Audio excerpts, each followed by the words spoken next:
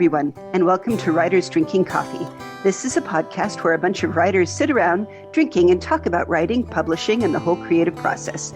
We do not censor ourselves, so consider us PG-13. Today's hosts are Chaz and Karen Brenchley, and me, Jeannie Warner. This is episode 77, Alternative History with Harry Turtledove. Welcome, Harry. Thank you so much for joining us. Thank you for inviting me. I appreciate it. You have basically launched an entire new genre of books. How are you not an egomaniac? I have not launched an entire genre. I was riffing on what everybody did before me, for heaven's sake. I don't know. Well, Harry, you're Harry Turtledove, okay? This is kind of like, I've been, seeing your books and reading books about you since my childhood, and you're just, you are making me feel exceedingly old, I was going to say, and that's impressive for a man only 40. Shut up, Karen. I know. Well, I'm only 20, so there. There we go. Even so, I consider you a master. Okay, you are a master, and I am just delighted to be speaking with you. Well, that only shows how little you know. I'm just, I'm a working professional writer, and I've been lucky enough to make a living at this for 30 years, and I just thank heaven. That's all. Hey, I loved one of the early stories about you that I found. I think it was on the Wikipedia page about how you published under different names because nobody believed that Turtledove was a real name, and they wanted you to be Nordic. Yeah, that was when I sold my first novel. They rechristened me, if that's the word I want, for a nice Jewish boy. Yeah. They rechristened me Eric Iverson. Okay. and published the novel under that name. I yelled and screamed, but I thought this might be kind of useful because I still had hopes of being a successful academic in those days. And I thought, well, maybe I can have one name for my fiction and one name for my nonfiction. Maybe that will work out all right. Okay, so fine. So time went along, and for one thing, it became obvious that I wasn't going to be an academic because nobody would hire me. Uh-huh. And for another thing, it became, I sold the four Videssos books to Lester Del Rey. Lester said, no, you're not going to be Iverson. You're going to be Turtledove. People will remember you. Yes. I had a question on, you also used Gordian, though. Is that because of the Gordian knot? No, well, there was an obscure Roman emperor named Marcus Gordianus. So I became Mark Gordian for one story because Analog has a policy that when one writer has two stories in the same issue, one of them should run under a pen name. Ah, okay. I've heard of that, yeah. I hadn't. That was so that's how that happened. That was just business. But the other one, I may be the only writer around who has had a pen name and his own name imposed on him by force. Oh. It's too bad. And I was going to say, Turtledove is such a cool name. And only in America can you have a PhD and somehow not be able to get a job in your field. No, it's fairly common all over the English-speaking world, I'm sorry to say. Oh, dear. So if you'd had the academic career, were you a historian? Yes, I was a historian. I have published a translation of a 9th century Byzantine chronicle. I have published 4 articles. People cite my dissertation every now and then, but I haven't really worked at it in any kind of serious way since the 80s. Right. So it's the Chronicle of Theophanes, right? Yes. Yeah, I saw that listed. I apologize for not reading it, but... I'll beat you later, right? Yeah, okay. Hey, yours is the second, dissertation that I've had to download and start reading because Chanda Prescott Weintraub has a really neat dissertation on dark matter and cosmology, which goes perfectly with Justinian and the Byzantine Empire, I think. Right. And I think I first heard you read aloud with your State of Jefferson stories. Oh, okay. I went down to, Karen and Chaz actually said, hey, you should go down to this WorldCon business. And you read aloud with the visit of the Yeti Dalai Lama. Mm-hmm. I loved your weaving Yeah, of what if for those who may not be aware that there's a Northern California, Southern Oregon want to kick out everybody else and be the state of Jefferson. So tell a little bit about how you decided to play that what if game. Well, I got invited in to write for an anthology, and the MacGuffin was there would be two 2,500-word stories, one of them set 30 days after the other. And I thought, okay. And about a month before the stories were due, I got an email from my editor saying, what are you going to write about? And I had no idea. And I told her I had no idea. And I picked a book off my to-be-read pile. And it was a book about, as you mentioned, the non-existent state of Jefferson in Northern California and Southern Oregon, and how this movement sort of got off the ground and how it is still remembered today. And it's a very cool book. And I thought, that's interesting. How do I do something with this? Okay, what if Jefferson happened? And what if the governor of Jefferson at the time when I'm writing, because I'm, I write alternate history, but I'm a science fiction writer too, and I'm weird. What if he's a Sasquatch? Oh. And I just rolled with it. Oh, nice. That was actually one of the questions I was going to have of say, all right, you've come up with alternative history and you've given yourself a setting, which you seem to do. Go ahead. Did I make an assumption? You have to, A, have some idea of what the real history is, and B, be a little bit strange. I think those are the two requisite ingredients. That seems totally reasonable. That does. Yeah. Where do your characters on it come from you? Like you've said, okay, you've got this. Where did you decide point of view and figure your characters? Or is that where it just goes, all right, Hitler, the Axis powers won this part, or they took over, the Japanese took over Hawaii, or those? Where do you pick your characters out of all that? I don't know. I'm trying to say something. I'm trying to say something entertaining. I'm trying to say something about people who are interesting. And so, I try to do all that. And, your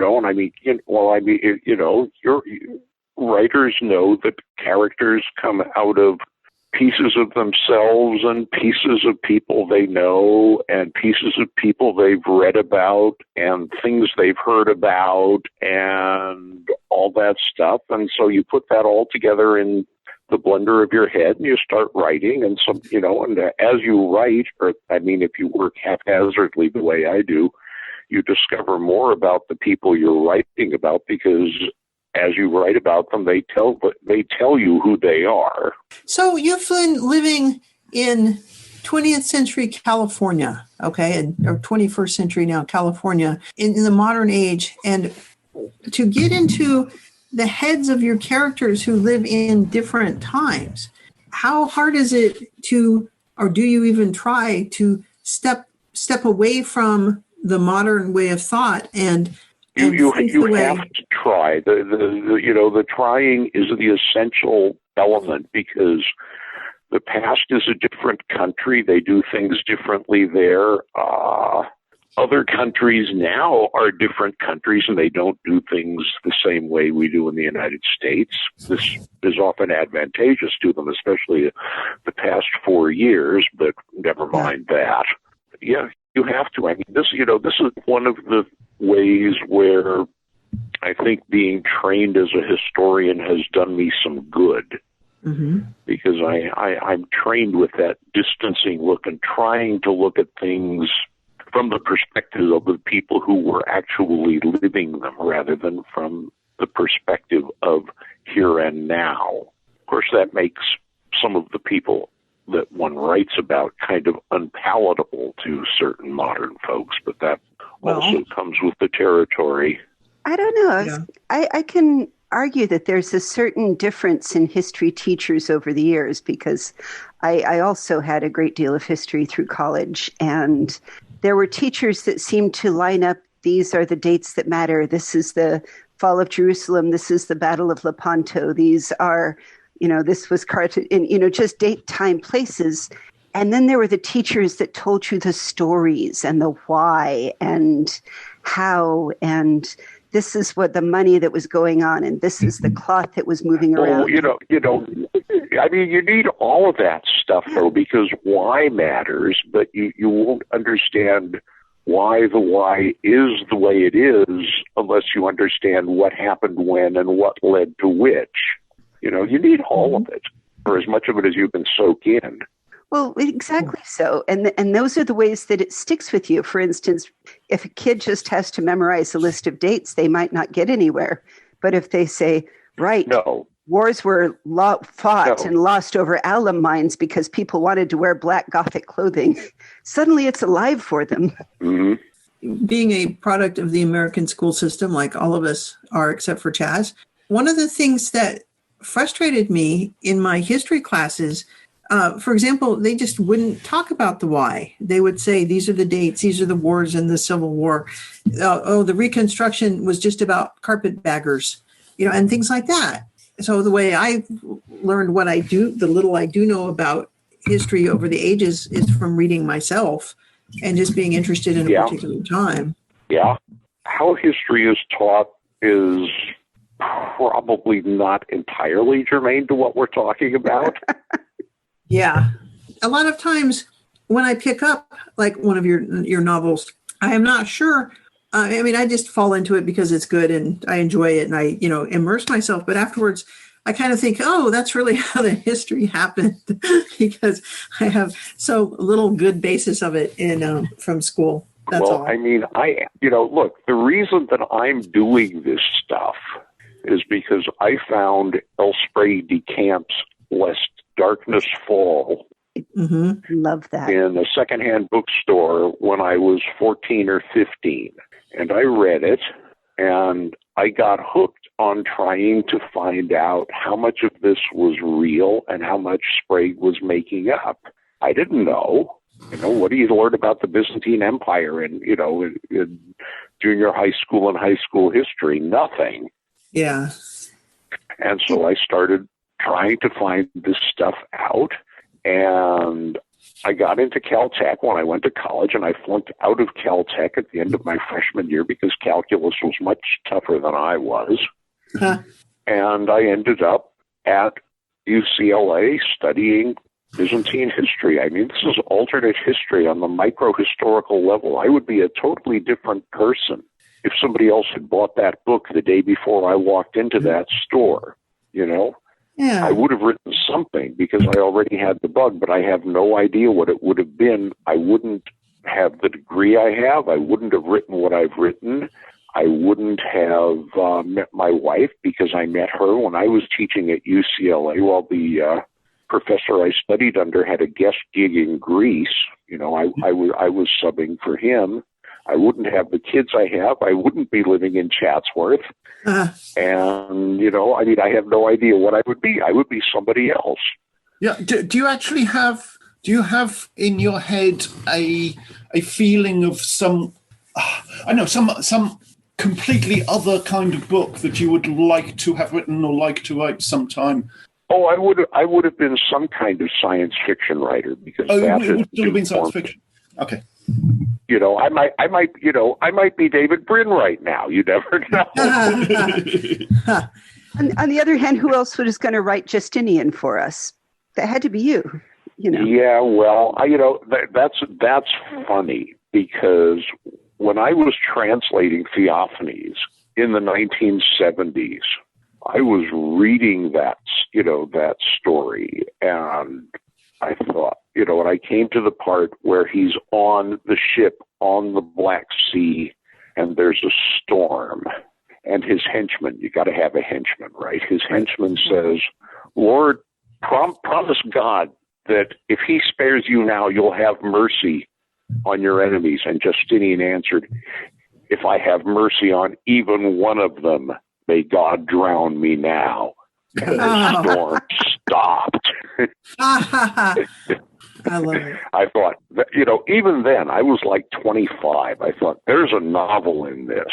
Yes, Oh, there yeah. is. And I tried to write it, and I didn't know how yet. And I picked it up again in the 90s, after I sort of knew how to write books. And I always Patrick wonder Nielsen Hayden was kind enough to buy it and print it.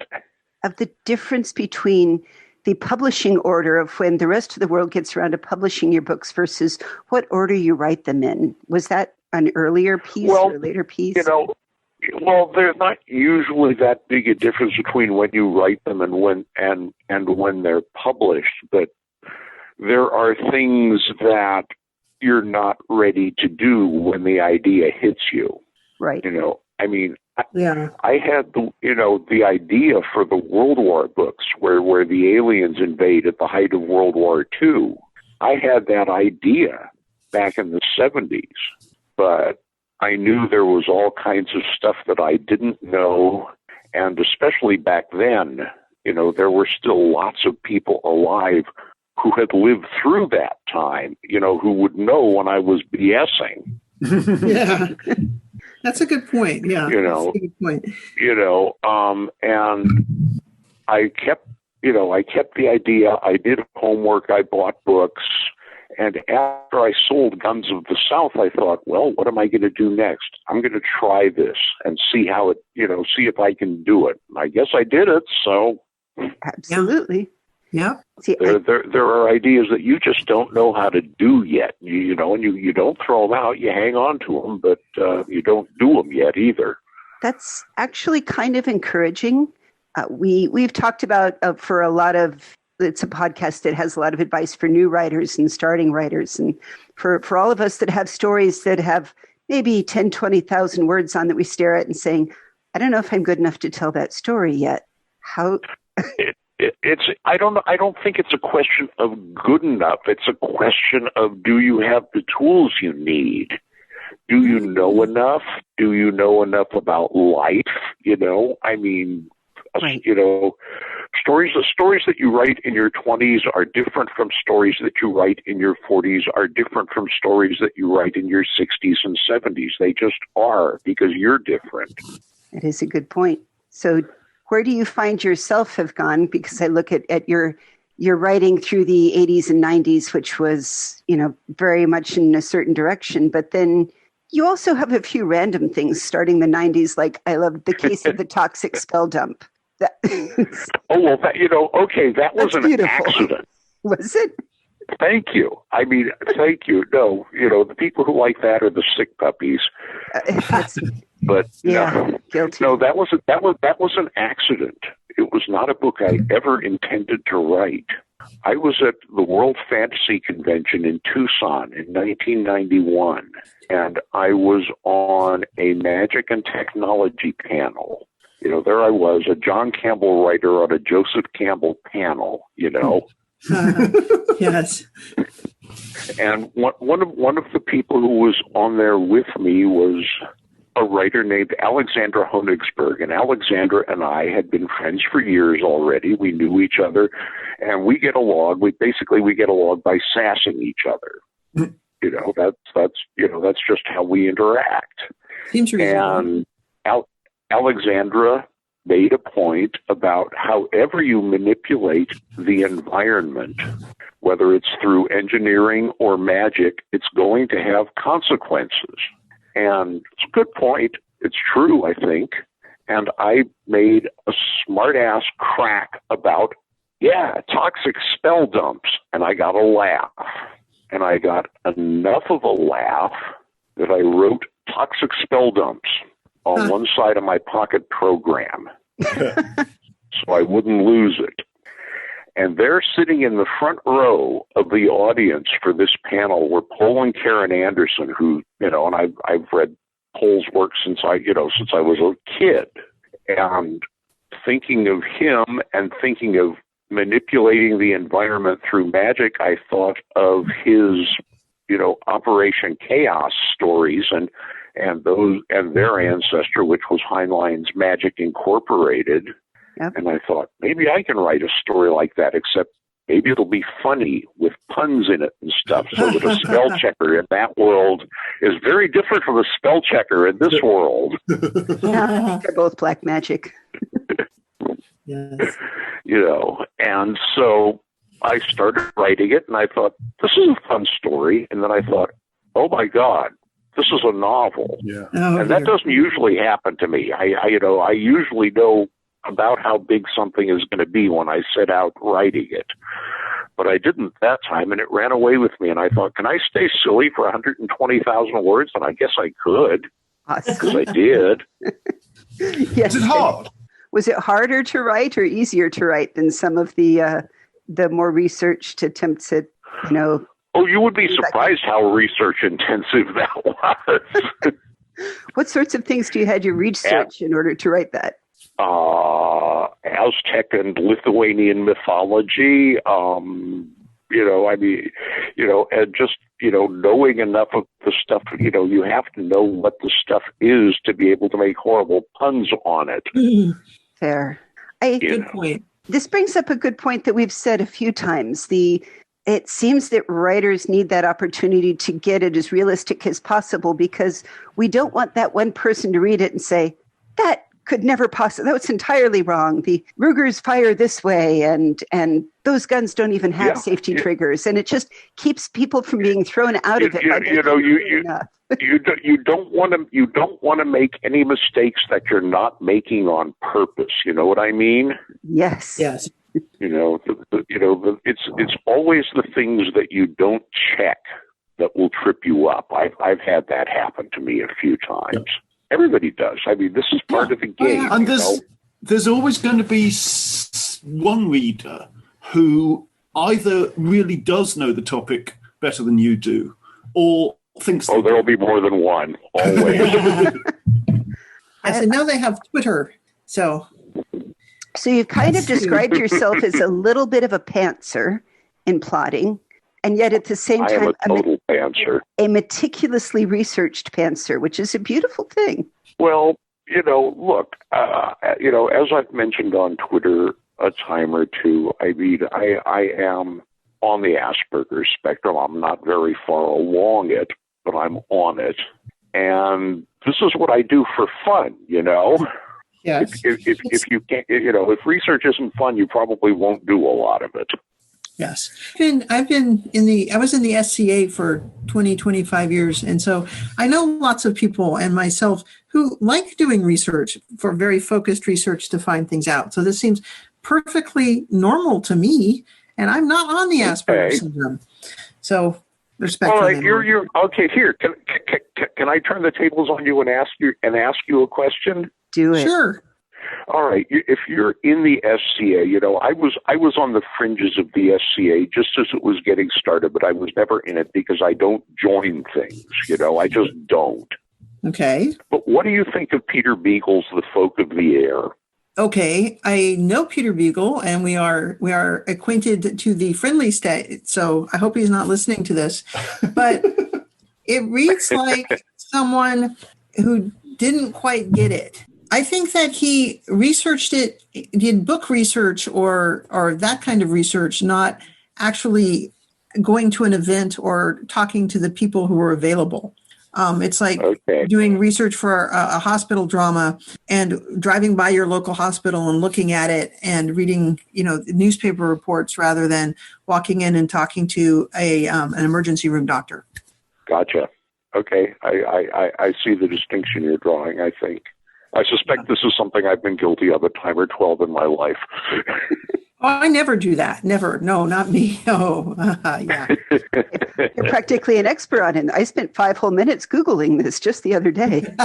There you go. Research. As you have to admit, in the last 4 years, there's been a lot of people have turned from no interest in civics into constitutional scholars overnight. It's beautiful. Yes. Yes.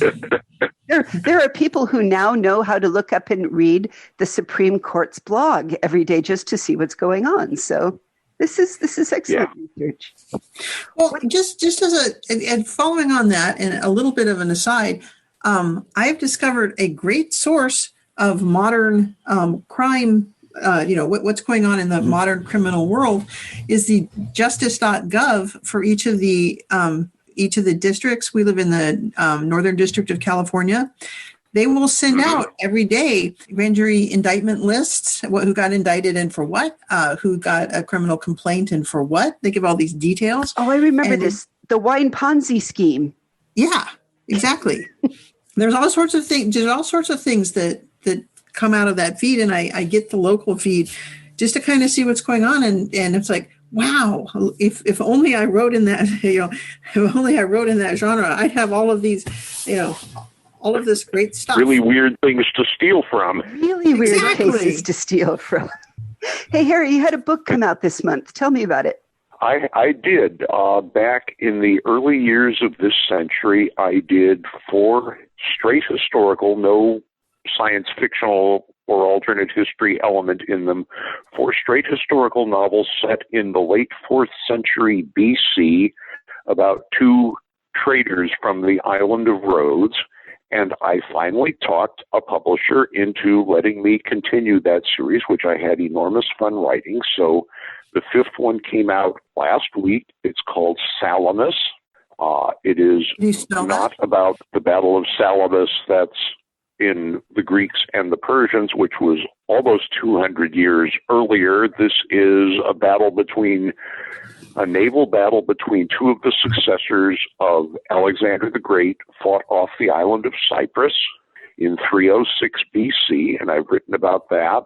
And I have an agreement with the publisher to do yet another one, which I will start writing shortly after the first of the year, which will deal with the Great Siege of Rhodes in 305 BC.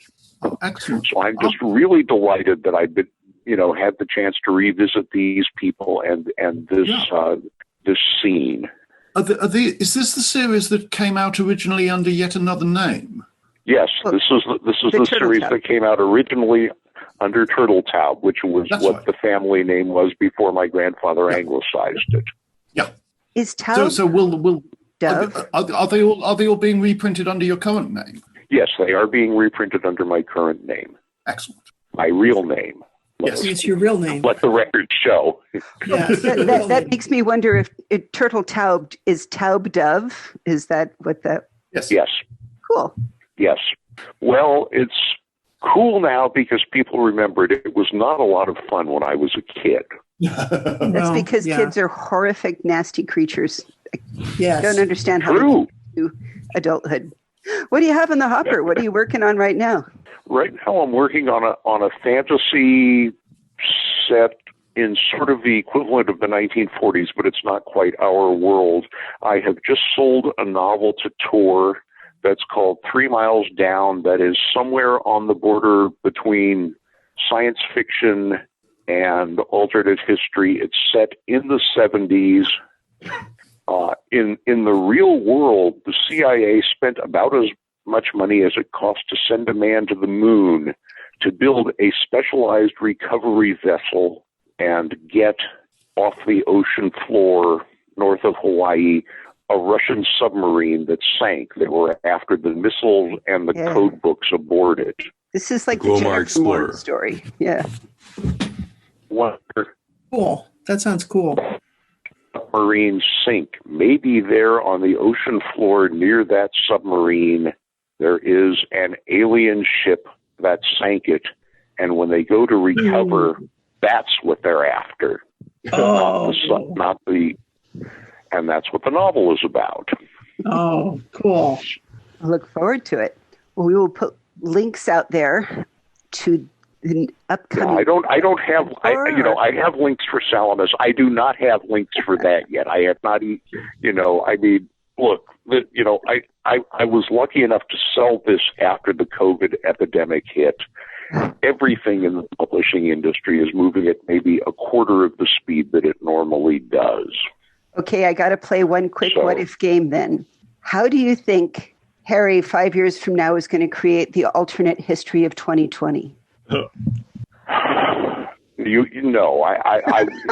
I would not. I would not touch that. No, I'm serious. You need to be far enough removed in time from something to write alternate history about it. Otherwise, you're writing political polemic, and I mostly don't do that.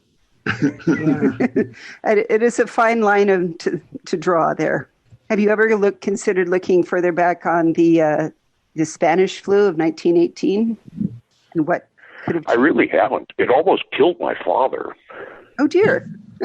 Yeah. Wow. Oh, lets you know that it's a tiny little world, right? Yep. With tiny little dangerous creatures in it.